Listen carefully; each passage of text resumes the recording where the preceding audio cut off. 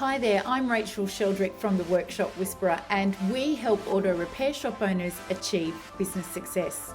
Today we're going to be talking about efficiency, and the reason for that is because I've just seen a stat that made my mind boggle. Make sure you hang around so that you can understand the difference between efficiency and productivity once and for all, and how you should be effectively measuring your efficiency. It shouldn't be a guess, and it shouldn't be determined by how much money you've got in the bank.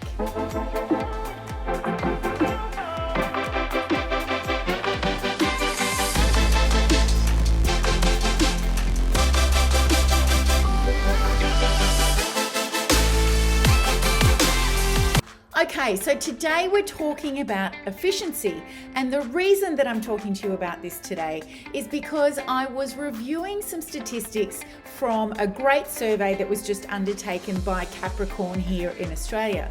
And one of the stats talked about efficiency and how you as the workshop owner measure that. Now, I was absolutely staggered, blown away to see that 51% of all respondents measure their efficiency by how much money they have in the bank at the end of the month and their ability to pay their bills. Now, I don't mean to make anybody feel bad if that's how you are actually measuring your efficiency, but I want to set you straight today. I want to set you on the path to how you should be measuring your efficiency, and maybe even taking a step back and actually giving you a definition of efficiency and one for productivity so that you know the difference once and for all, and you also know how to measure them. Now, you may be wondering why I even think this is so important. And the reason for that is because if 51% of respondents are saying that they measure efficiency by their ability to pay their bills at the end of the month, there's a huge misconception out there as to the importance of efficiency and what it means to the business. So let's have a few definitions first of all. So let's start with productivity. So productivity is the hours sold, let's say in a day, versus the hours available to sell. So if there was just one technician there in the workshop and he had 8 hours to sell and he sold 4, then he's 50% productive. The workshop is 50% productive. Efficiency, on the other hand, is when we have a set amount of time to do a job and we measure the time taken against the time that we set. So obviously, the more experienced and more highly skilled your technicians, the more the chance that they are actually going to be over 100% in efficiency. And I know that some of our clients in our engine room program, their entire workshops operate at more than 100% efficiency, which is fantastic. But if you're having team members take way longer than what you prescribe for a job, then obviously your efficiency percentage will fall back under 100, and it's not going to look very pretty. So there's the difference, first of all, between productivity and efficiency. One looks at the hours sold versus the hours available, and the other one looks at the time taken against what you said should have been taken for the job. Now let's get to the part where I'm concerned, because 51% of you in this survey said that you are measuring your efficiency by your ability to pay your bills at the end of the month. Now that tells me that for more than half of you, you don't know how to measure efficiency, or you have the functionality to do that in your software, but you either don't know how to use it or you're not looking at it. And you don't understand how important it is for that metric to be measured in your business. So first of all, if you have any kind of smart software, something like Mechanic Desk, you are going to be able to push a couple of buttons and it's going to tell you your efficiency numbers for individuals and for the team in general. The computer can do it for you. Your software can do it for you. That's the most important thing to remember here. So if your software doesn't produce that report, then that's a great indication that you should be upgrading to software that can, because Successful Auto Repair Shop has the most sophisticated software in place.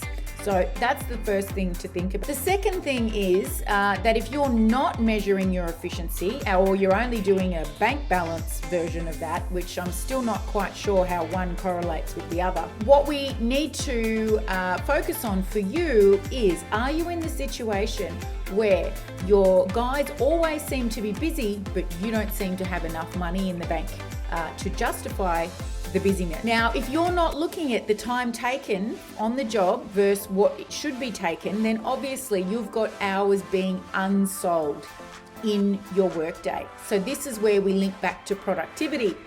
So you're wiping time off every day that's going unsold, and every dollar of labor that is unsold does not make it to our bottom line. It doesn't help us pay our bills. It doesn't help us pay our wages. So you've got two problems when your business and particular team members are inefficient. It means that you're writing off hours, so therefore your productivity can't be where it needs to be. And number two, your effective labor rate goes down the toilet. So your effective labor rate is the amount of money that you actually get per hour for your labor as opposed to your advertised rate. Now, your advertised rate might be $110 an hour plus tax, but if you're writing off hours, then what you actually get at the end of the day is much, much less than that 110. So a number of our clients, when they start working with us, are surprised to see that their effective labor rate might be sitting somewhere in the 70s dollars per hour, when what they're advertising is 110. So our numbers always tell a story, always. And if you're not looking at the numbers correctly and you're not interpreting what the numbers say, then your business is just one big guess. And if you've managed to stay open for as long as you have, it's more about good luck than good management. So I want you, when you get off this video, to go to your software, and I want you to print your productivity and your efficiency reports, and I want you to sit there and analyze them. Sit there and think, what is this telling me? Is it telling me that Mike is going above and beyond every day because he's sitting at 105% efficiency and 85% productivity, but Sam is sitting at 50% productivity and 75% efficiency? So Sam's not doing a great job, but Mike is doing a stellar job. What decisions do I need to have to make here? What meetings do I need to have with the team? So if you're using the money in the bank and ability to pay the bills method, stop doing that right now. That is not managing your business. That is flying by the seat of your pants.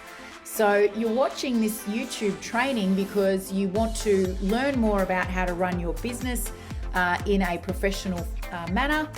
So take what you've learned here and start applying it today. If you're having trouble with this stuff, you feel like you're not as financially literate about the business as you could be, well, then you're in the right place, because that's what we help auto repair shop owners with every single day. So if it's time for us to connect and have a chat to see if we're the best fit to help you in your auto repair shop, then make sure you click the link, answer a few quick questions for us, and then book a time to chat. We look forward to speaking with you.